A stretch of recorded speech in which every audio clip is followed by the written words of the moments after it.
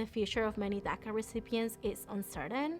Yes, we have this relief for 2 years, but those things can change at any minute. It's been 10 years since I applied for DACA for the first time.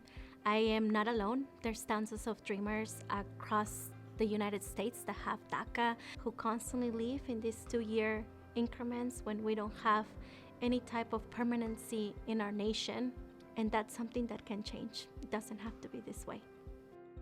Being first generation, being undocumented, you carry this huge weight in your shoulders. When I was 17, I graduated high school.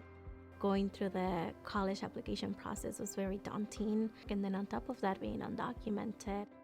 When I started at ASU, there was this hope that President Obama was going to pass immigration reform. We started hearing everything about the DREAM Act fight, SB 1070. At that moment, I really got to meet other folks that were in my same shoes and got more involved in activism and trying to figure it out, like, how do I make sure that other students and other people don't go through the same struggles and the pain that I had to go through just to get an education. And then he starts announcing, effective immediately, the Department of Homeland Security is taking steps to lift the shadow of deportation from these young people. People can leave now without having to worry. And then yet, there's so much more work to do. It meant a lot. I mean, I know that it wasn't enough.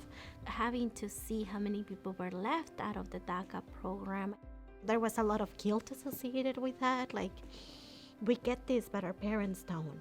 When you're living in a mixed immigration status family, it creates a really funky dynamic, and it does something to your spirit. When we take away the humanity that oftentimes a lot of policymakers do, it becomes very empty, because this can be taken away any minute. Is the next president gonna support this? And now we know the story, right?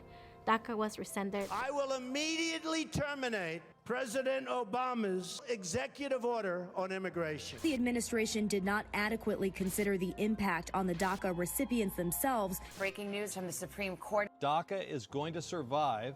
More than 5 million essential workers are undocumented. And here we are, 10 years later.